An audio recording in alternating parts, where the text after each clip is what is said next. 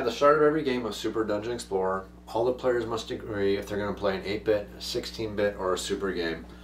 And that's going to affect the size of the board, the amount of heroes, and the amount of miniatures that the console is going to get to control.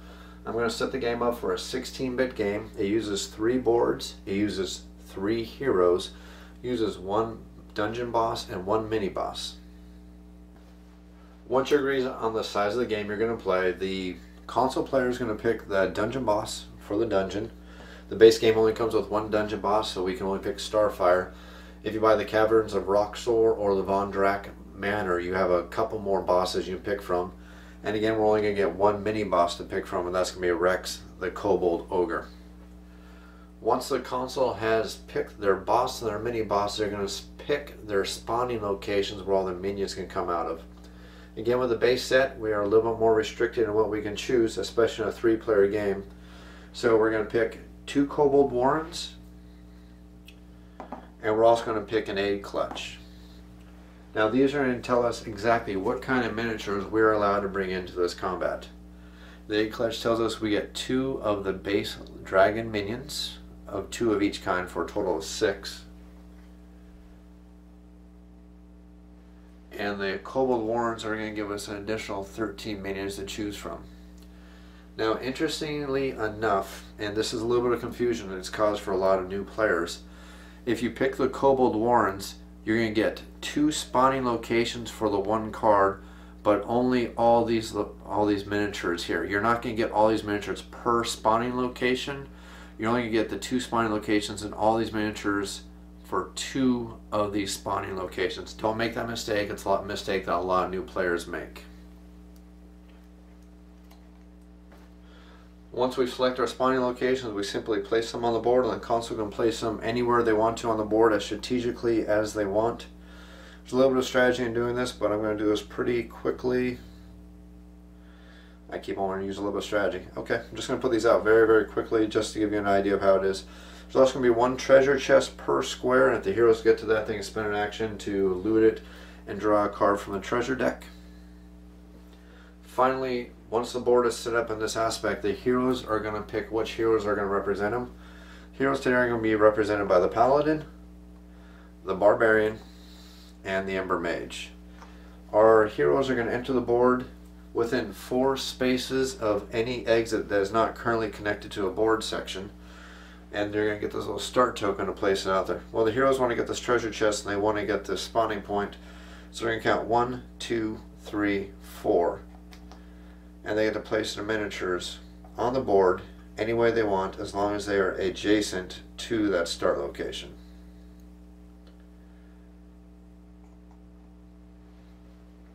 Once this is done, we're going to spawn miniatures for the console at every one of these spawners. And again, each one is going to get 4 skulls worth of miniatures at each one of those locations. We're going to go ahead and do that really quickly.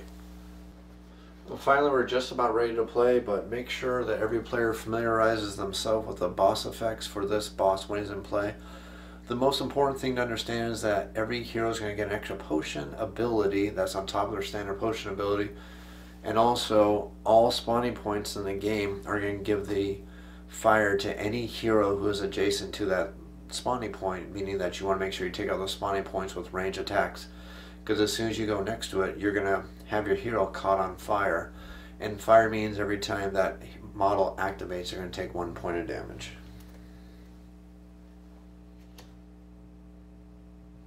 The only thing left to do is go ahead and choose initiative, and the way we do that is one of the heroes with the highest will is going to roll the dice, and then the console is going to pick one of their minions with the highest will, and they're going to roll the dice. Whoever rolls the most stars is going to go first. The console is going to be represented by the Dragon Priest, who gets 1 blue, 1 red. And our hero is going to be represented by Ember Mage, who gets 2 red. Console is going to roll and get 0 stars. Our heroes are going to roll and get 2 stars, 1 potion. Now remember, you can only get a potion on an attack roll, never on a defense roll or initiative roll, only on attack rolls, so they're not going to get any potions. Doesn't matter anyways, because all our heroes are actually starting play with the maximum amount of potions. We're now ready to begin. We're going to start with the hero's turn. The heroes are going to go ahead and go first, and they're going to choose the Barbarian as their first starter. The Barbarian has a very nice special ability called Berserk, allows her to take a free attack anytime during her activation.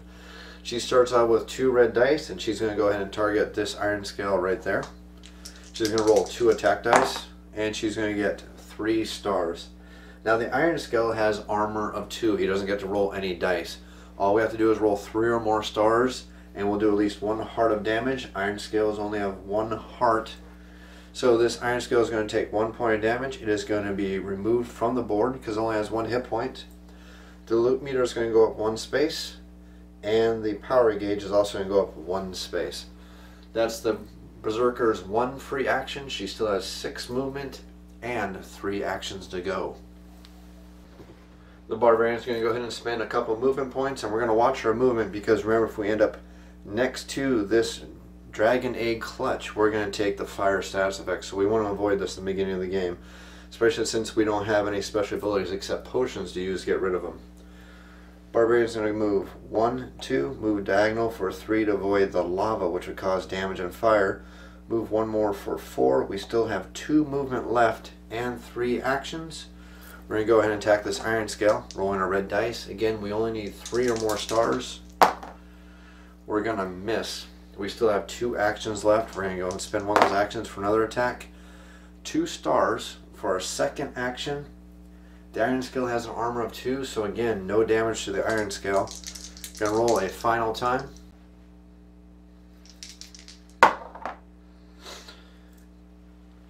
And we're going to get 3 stars and a potion.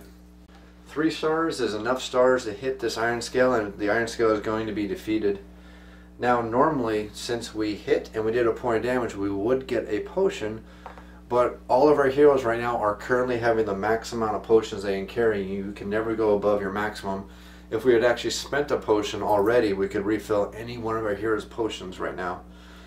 So the potion is going to go to waste, unfortunately, but the loot meter is going to move up 1 space, and the power gauge is also going to move up 1 space. The Barbarian still has a couple movement points, but they don't have any more activations left.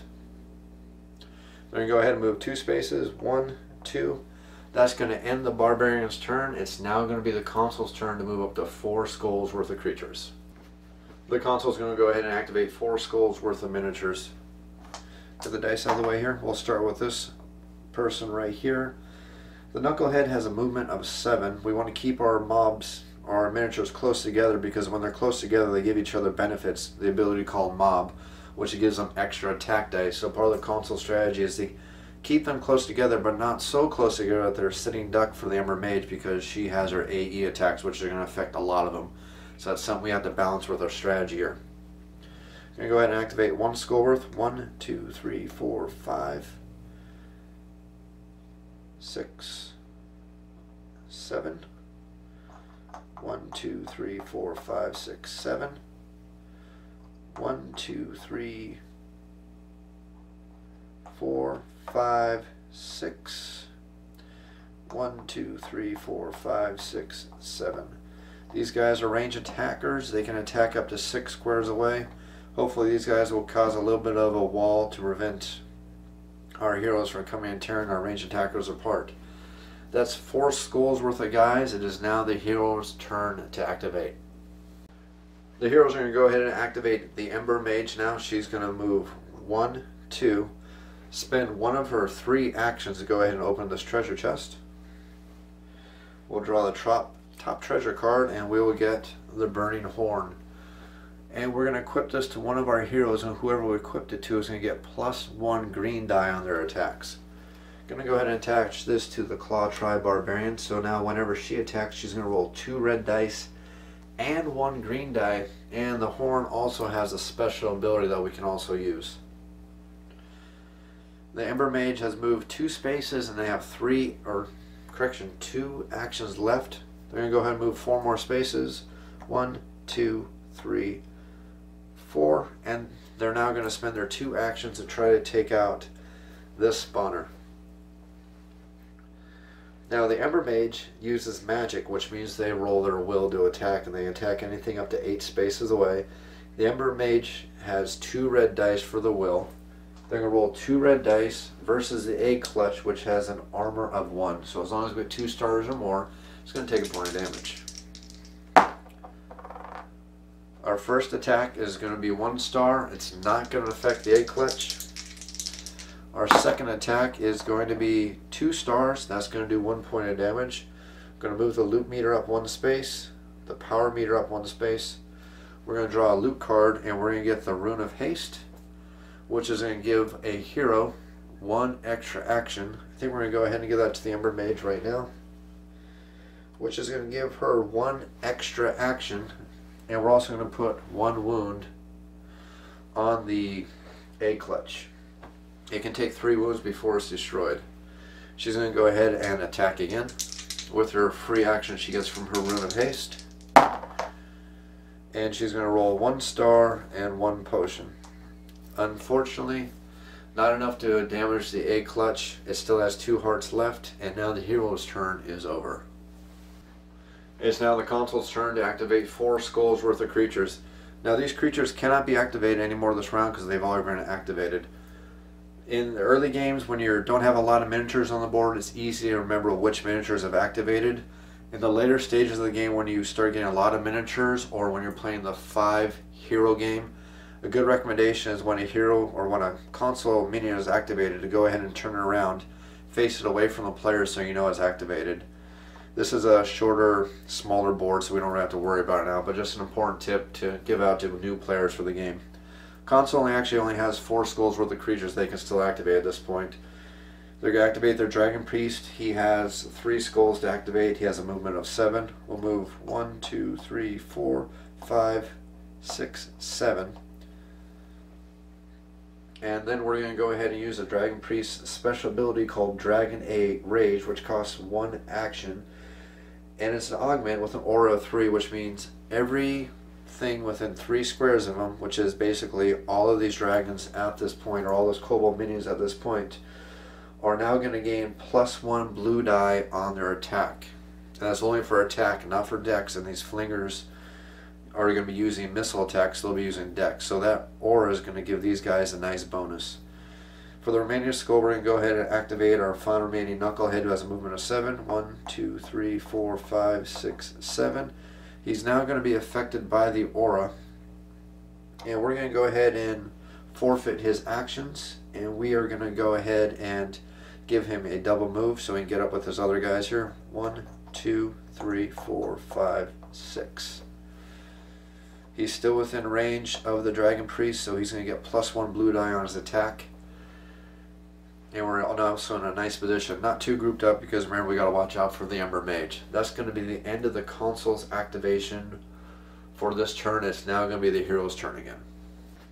It's now the hero's turn. They're going to go ahead and move the Royal Paladin. He's got a movement of 6. He's going to move 1, 2, and as soon as he enters that space, he's going to suffer fire. So we'll simply take a fire token as a reminder, stick it on his hero card, and then we'll go ahead and finish our movement. 3, avoiding the lava. 4, and we're going to end our movement right there. We still have 2 movement points and 3 attack. Since we already got fire on us, and we're not too worried about it, we're going to go ahead and take out that Dragon Clutch. We're going to roll 3 dice, and remember the Dragon Clutch has an armor 1, so we need at least 2 stars to hit it. We're going to roll, we're going to get 2 stars, and that's going to do 1 heart of damage. We'll put a heart token on the Dragon Clutch to remind us, or I'm sorry, the A clutch. And the loot meter is going to move up 1 space, and the power gauge is going to move up 1 space, and the console player is now going to get 1 skull to use on the spawning for the next round. Opponents go ahead and take his second action. We're going to get 3 stars. That's more than enough to take out this A clutch. It is going to be defeated. It's going to take its final heart's worth of damage, and it's going to be removed from the board. The loot meter is going to move up 1 space. The power gauge is going to advance 1 space. And the paladin still has 1 action left, and he still has 2 squares of movement left. He's going to go ahead and advance 1, 2 squares. And he's going to go ahead and spend his 1 remaining action to activate his Iron Halo, which is augment, and that means that every hero model within 3 spaces of the paladin is going to get 1 extra blue dice on armor. As a little reminder that we activate our ability, we're going to put a token on our paladin as a reminder that the ability is activated. So that's going to be the end of the paladin's turn. That's going to be the end of the hero's turn. And it's also going to be the end of the console's turn, because the console does not have any skulls worth of minions to activate left anymore. That's actually going to be the end of both sides' turn. The loot meter is going to go ahead and reset, and like I said, we didn't make it quite to that last loot space, so it's going to reset all the way back. And it's now going to be the end of this round. We're going to go ahead and start the second round.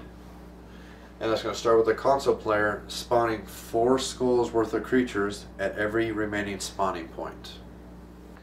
We're going to go ahead and spawn at our spawning points, and then we're also going to spend our skull token to get 1 free extra skull worth of creatures on the board at a spawning point. Allows us to go beyond the 4 per spawning point, and we're going to add a gouger to the board for a 5th one at this location. That's the end of the console spawning phase. We now move on to the actual miniatures movement. It's now time to roll for initiative. The Ember Mage will roll their 2 red dice. The console is going to go ahead and take their Dragon Priest to roll for their side of the initiative. And the console is going to get 3 stars, the heroes are going to get 1 star. That means the console is actually going to start this round. The console is going to go ahead and activate 4 skulls worth of creatures, and they're going to go ahead and activate their knuckleheads. Starting with the first knucklehead, they'll move 1, 2, 3, and then they're going to go ahead and attack the paladin. Knuckleheads roll 3 blue dice for their attack. Roll the dice. We'll get 1 star. Remember, hearts don't do anything for the minions, only for the mini boss and for the dungeon boss. The paladin for defense gets to roll a blue and a red die. Just needs to get at least 1 star to be okay. We'll get 4 stars. That means the paladin is perfectly fine. No injuries at all. Since we're starting to get a lot of models on the board now, we're going to go ahead and turn him to signify that he has been activated. Second skull is going to be 1, 2, 3, attacking the paladin again. Now normally we only get 3 blue dice, but these guys have an ability called mob, which means for every mob already on the target, we're going to add an additional blue die. Since we already have 1 kobold on them, we're going to get an additional blue die for a total of 4 blue dice. We get 1 star, 2 hearts. Again, the hearts don't do anything. Red and blue for the paladin's armor. We're going to get 3 stars. Nothing's going to happen to the paladin. Turn the model around so we have a nice reminder that that model has activated. For our third skull, 1, 2, 3, 4. Again, you're going to attack the paladin. Now that we have 3 mobs on the paladin, we're going to get an additional blue die for 5 blue dice, and hopefully we're going to get to hurt the paladin this time. And we're going to see some wonderful luck with the dice, and we're going to miss all the way around. Nothing's going to happen. No damage was caused to the paladin at all, so the power gauge is not going to move at all. We'll rotate him around so we know that he's activated. We have 1 skull left to go. We're going to go ahead and activate this flinger. 1, 2, 3. We'll get line of sight to the paladin. And the flinger is going to use their special ability called Hot Pot. What this does is it's going to allow them to roll 3 blue dice, and it's going to give them the fire special effect. So if it hits the paladin, he's going to suffer fire. Right now, not a big deal because the paladin's already under fire. So the only thing we're going to get out of this is we're going to get to roll the attack dice and hopefully do some damage. And now the flinger does have the mob ability too, but unfortunately the mob special ability only works when you're within melee of the target, so he's not going to get the extra blue dice by flinging this hot pot at the paladin, but he's going to get the extra blue dice because he is using his special ability. He's going to get 3 blue dice, and this is actually a dexterity roll. We're going to get 1 star. The paladin shouldn't have any problems avoiding that. We'll get 2 stars, and the paladin is not going to take any damage, and he's living up to his reputation of being a good tank. That's the end of the console's turn. It is now the hero's turn. It's now the start of the hero's turn, and the heroes are going to nominate the barbarian to go first. Before the barbarian goes, though, the paladin is going to go ahead and spend their 1 potion, and they're going to remove that fire effect from the paladin. And that's the nice thing about potions, they can be used at any time, so the paladin has removed the fire effect. That would also allow him to heal a little bit if he was hurt, but he's not hurt at all. We just don't want to have that burning effect on their turn. The Barbarian is going to go ahead and activate her Rage ability. It costs 3 actions, but it basically turns her into a living Cuisinart. She's going to move 1 space forward, and she's going to roll her attack. Remember, she gets 1 green die plus 2 red dice when she attacks. She's going to roll. She's going to get 5 stars. More than enough to take out this minion. He's going to be defeated, removed from the board. The loot gauge is going to move up 1 point, and the power gauge is also going to move up. That was 1 movement. She's going to make her 2nd move, and her rage is going to go against that poor little guy who's about to probably be knocked out pretty quickly. 3 stars, more than enough to take this guy out. He's going to be defeated. The loot gauge is going to go up 1. The power gauge will go up 1. She'll move 1 more space for a total of 3 spaces. Remember, she can move 6 spaces. She's going to get another attack, and I think this knucklehead is about to be hurt pretty badly really quickly. We're going to get 7 stars, more than enough to take him out. Loot gauge is going to move up 1 level. The power gauge is going to move up. The console is going to get 1 skull token. There's going to be a loot card drawn, and we're going to get the Rune of Meditation, which is 1 red will die to whoever equips it. This would have been actually a great card to put on the Ember Mage, but since she already has the Rune of Haste and you can't have 2 blue items equipped at the same time, we're going to go ahead and save this till the end of the round and turn it in probably as a heart, or maybe equip it to somebody depending on how the end of the round goes. Set that off to the side. Now the Barbarian has moved 3 spaces. They're going to move 4, 5, and they're going to get to attack that Flinger.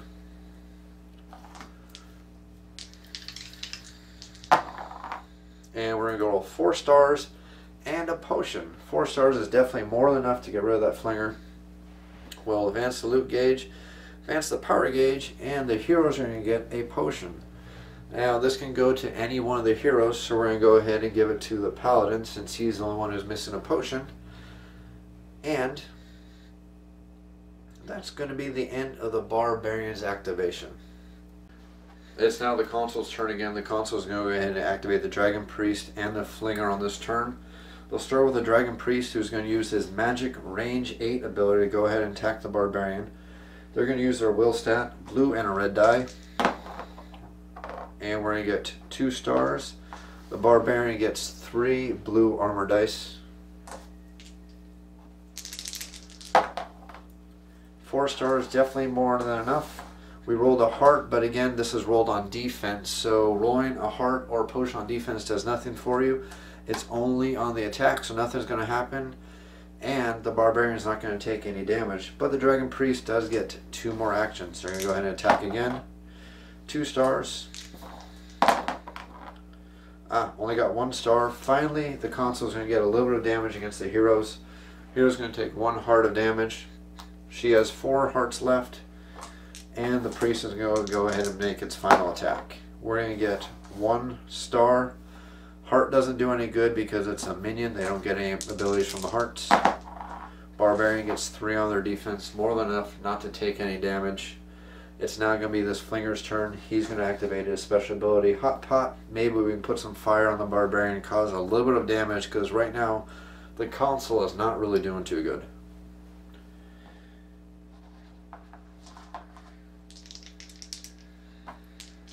Gonna roll 2 blue, 1 red for the Hot Pot special ability. Gonna get 2 stars. The Barbarian is going to roll 4 stars. No damage. That's the end of the console's turn. And it's now the hero's turn to go again. By now you get a rough idea of how the game's gonna play. The only thing that's gonna change is once the power gauge gets to go ahead and hit 16, Rex is gonna spawn out of one of these spawners. And after that point, since he only costs 4 skulls, the console player is free to keep respawning him every single respawn at the beginning of every round. The trick is, you don't want to do that all the time though, is because if he is defeated by the heroes are going to get to draw cards, which are going to make them more powerful. So that's what the console player needs to balance out there. Finally, when the power gauge either reaches super, or when the last of the spawners are removed from the board, the final boss is going to spawn. And when he spawns, he must land at least 10 spaces away from the heroes. And the moment he spawns, he is going to bring a whole bunch of allies with him. When the dungeon boss spawns, you're going to go ahead and follow the special effects on the adventure card. And in the example of Starfire, what he's going to do is as soon as he spawns, every hero on the board is going to suffer fire immediately, no matter where they are on the board. And from now on, all the minions on the board now have the special ability of fire. So every time they hit one of the heroes and the heroes take a point of damage, they're also going to get the fire effect put on them. If Starfire is damaged enough to the point where he loses half of his life, and he does have 8 hit points, so if he's knocked down to 4 hit points or less, the game is paused immediately. Starfire is going to summon a whole bunch of his cohorts who are going to appear around him.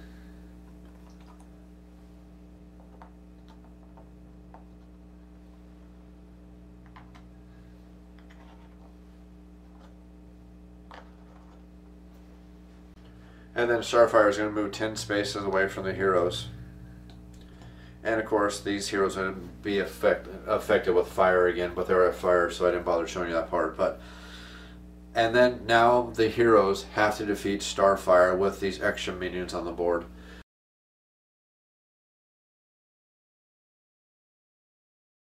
Super Dungeon Explorer lists as a game for 2 or more players ages 13 and up.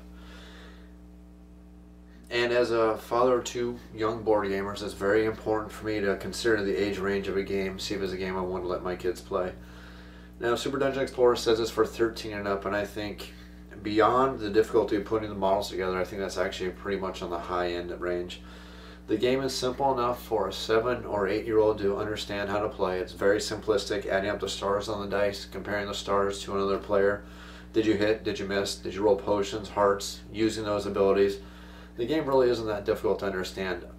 The basic rules that come with the game can be pretty confusing, and luckily there is a more updated version of the rulebook to help fix that problem.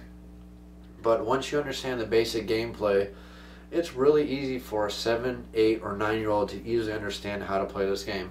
And the great thing about this game is younger kids like to play against the parents. If you're a father or a mother with 2 or 3 kids, all your kids can take on the role of the heroes, and you as the parent can take on the role of the console, and the kids can have fun taking on mom or dad and beating them in a game, because kids enjoy stuff like that. It's a lot of fun. Parents have fun doing it. We don't care if we lose. We're just having fun playing games with our kids. From the images used on the card, the artwork on the cards, you see it's very family friendly. There's nothing excessively gory or anything that you'd be ashamed to let younger kids see. You'd have no problem with younger kids walking by the table while you're playing this game. The miniatures are super deformed, which means they have the big heads, the small bodies. And, you know, let's face it, they're cute to look at, especially if you paint them. They look awesome. They're very family friendly, nice, easy things. They almost look like toys to younger kids, and I think that's pretty darn awesome. I mean, you see that there's nothing on these things that would be something you'd be ashamed to have a younger child look at. And that goes for all the cards in the game. Nothing imagery-wise that you're going to be bothered by. The rules for the game are not that difficult. If you have a parent who's actually willing to instruct this game and teach younger kids how to play, a group of 9-year-olds can actually play this game without an adult present.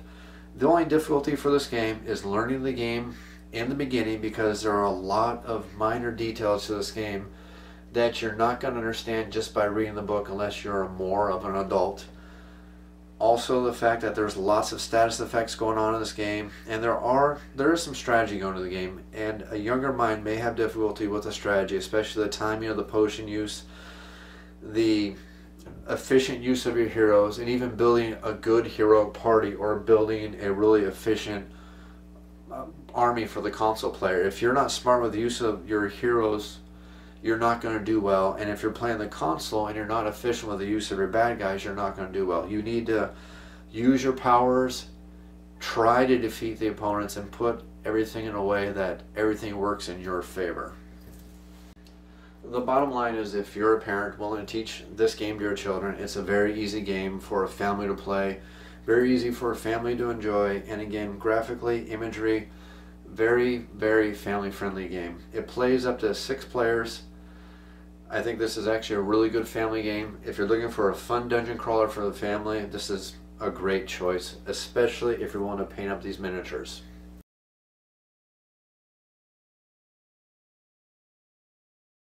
Super Dungeon Explorer lists as a game for 2 to 6 players, and it's semi-misleading on that. It's actually a game for 2 to 4 players or for 6. If you want to play this game for 5 players, one of the players is going to be required to control 2 heroes while everybody else is only going to control 1 hero. And this is going to get into the biggest problem with this game when you're playing with more than 2 players. The game does have player elimination. Now, player elimination in a game that's only 25-30 minutes is not a big deal. But when you're playing a 6-player game with player elimination and the game takes 2.5 to 3 hours, player elimination is not going to be a positive for the game. Now, it's may be a knock, may not be a knock for your play group, but in my opinion, anytime you have a game that's 3 hours long, if somebody gets knocked out, and it can happen, it can be a series of good rolls or bad rolls, all it takes is one hero to get knocked out, and they're going to sit off on the sidelines for an hour, possibly 2 hours, while the rest of the heroes are still trying to take out the console. And it's possible to lose a hero early in the game and still win, because there's the randomness of the dice. In all honesty, Super Dungeon Explorer is going to be play best as a 2-player game, just due to the player elimination. If you have 2 players, one person can control as many heroes as they want, the other player can control the console, and the game isn't going to be over until either all the heroes are eliminated or the console loses the game. Don't have to worry about player elimination. You don't have to worry about anybody sitting off on the side and watching everybody else play the game. I think truly Super Dungeon Explorer was originally designed as a 2-player game, and they add the extra players. I hate to use the term as a bullet point, but it feels like that to me. Now, don't get me wrong, the game is not bad. It's still very enjoyable, especially with multiple hero players. They can talk back and forth. They can start working on strategies together. The trick is, and this is something you really need to consider, is going to be that player elimination. If you don't mind player elimination, I can wholeheartedly recommend this game all the way up to 6 players. If player elimination is something that's going to bother you, I'd keep this game down to 2 or even 3 players. With 3 players, 2 players can control the heroes. They can split up the heroes among them. 1 player can still control the console. I wouldn't recommend playing beyond 3 players though, especially if your group does not like player elimination. Super Dungeon Explorer is a fun miniatures based game. If you come into the game knowing that it's a miniature game and not a dungeon explorer, you're going to have a lot more fun. Don't come into this game thinking that it's going to be a quest based dungeon explorer. Don't come into it thinking that you're going to have a long storyline or anything like that. This is a you versus the heroes, console versus the heroes type of game.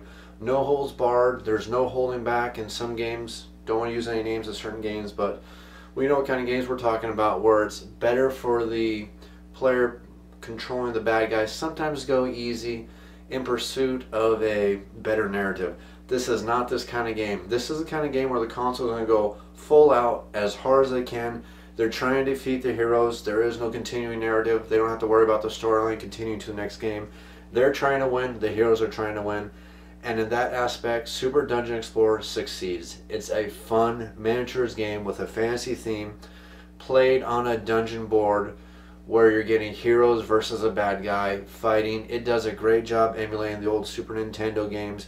It feels like a Secret of Mana mixed in with a Gauntlet style game, and on that aspect, the game does a good job. The game comes with a lot of miniatures, and these are some really highly detailed miniatures. If you're inclined to paint your miniatures, you're going to have a fantastic gaming experience because these miniatures look infinitely better when they're painted. The details that come with these guys is great. You see that when they're painted up, they're going to look really awesome, and it's going to add to the fun of the game. It's not mandatory, but trust me, these aren't hard to paint. The heads are really big, and if you spend a little extra time making the faces and the heads look better, you don't have to really do a good job painting the bodies, because everything else is just going to look good because that's the way they're designed.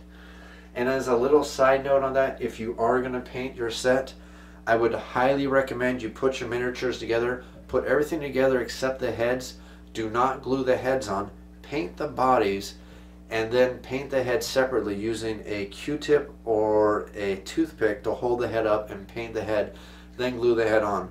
You're going to appreciate that little tip because it's going to allow you to get to the better details, because the way that some of these miniatures are posed, they're going to be covering certain parts of their bodies, and it's going to make it a little bit more challenging to paint them. So again, if you're going to paint them, assemble everything except the heads on the miniatures where that comes into play.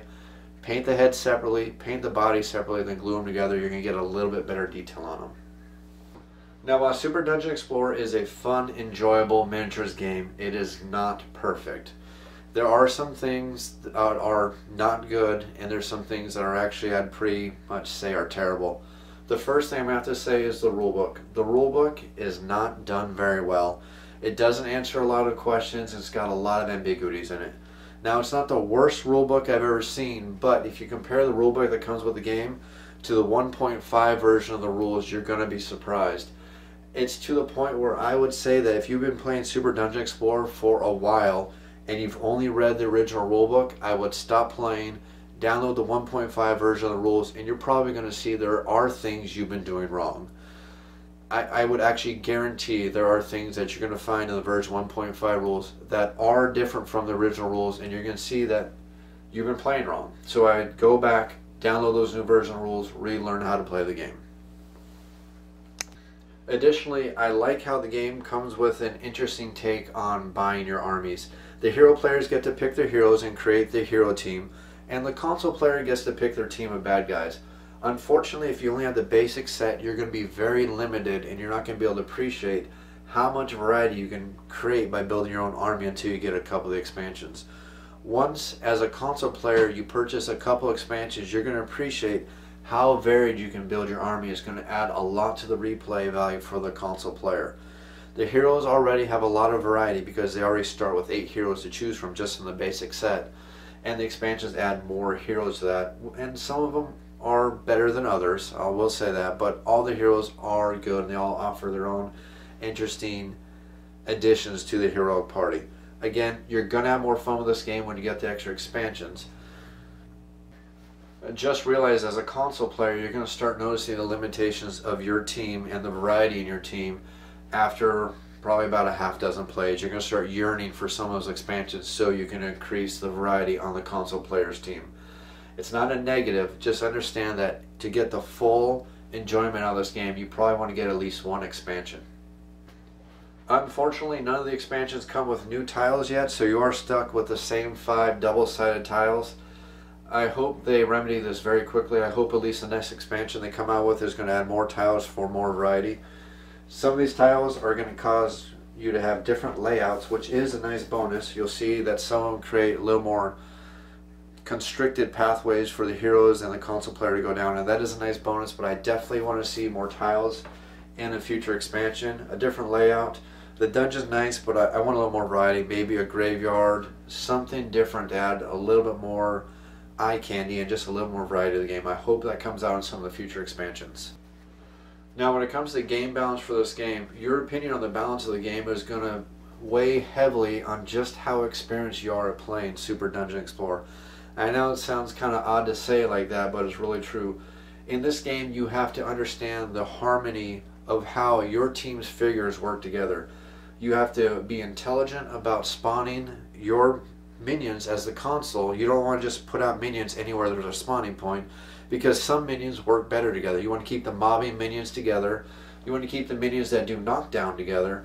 And you want to keep the minions that buff all your other minions grouped up with the other minions, but you don't want to have everybody so crowded together. If the heroes bring a hero such as the Ember Mage or even the Barbarian, such as heroes that do a lot of AE attacks, area effect attacks, because you're going to be taken out. So as you play this game and you get better at the game, you're going to understand better tactics, and you're going to understand that the game is probably balanced better than you think. I remember the first time I played this game, I played as the console. I got absolutely destroyed in this game by the heroes. They tore me apart. They AE blasted my minions down. I wasn't using my abilities very well, and I thought this was an extremely unbalanced game. I went back, started reading the abilities on my console card, started seeing the synergy between my models, and once I learned that and started applying that, a couple of games later, I was starting to be a challenge for the heroes and actually starting to win. So give this game a few tries before you make a judgment on the balance of the game, because you may learn that as you learn the abilities of your models, you're going to understand that there is actually pretty good balance to the game. Good heroic parties are going to be a challenge for a good console, but a good console is going to basically be able to obliterate a heroic party that doesn't choose good hero models, and the opposite is going to be true. a good heroic party is going to obliterate a bad console player who doesn't pick a good variety of models. And that just goes on for both teams, the console and the heroes. Just understand that there's a lot going on in this game, and that's going to be a negative for newer players. There's lots of special abilities, there's lots of auras, there's lots of ongoing effects. You have to be constantly monitoring multiple effects. You have to be watching out for that. And first-time players are going to forget a lot of things when they're playing this game. You're going to forget, as a console player, about your mob abilities. You may forget that once you hit 16-bit, all your minions are going to get a loot card that's going to give them all special abilities. You're going to forget things the first couple times you play this game. It's just the nature of the game. It's a miniatures game, and it's pretty common for miniatures games to have a lot of rules. You stick with it, you're going to learn the game, and as soon as you learn the game really well, you're going to see just how enjoyable this game truly can be. Super Dungeon Explorer, overall, I think it's a great miniatures game. I love the theme. I love a fantasy theme. I love the dungeon crawl. I love how it pays homage to classic Super Nintendo games. It reminds me of playing games like Secret of Mana and games like that when I was younger. It does a great job emulating that. The game has a couple expansions out, and now those expansions, some of them have some issues and balancing issues. Not really balancing issues, just more not fully play tested issues, but there's a rat out for those already. And they do add a lot of replay. Overall, Super Dungeon Explorer, if you're looking for a miniatures based dungeon fantasy game, good choice for a game. If you're looking for a dungeon crawl with a narrative or a quest system or anything like that, you may want to take a second look before you look at Super Dungeon Explorer. This has been another off-the-shelf board game review. Thanks for watching.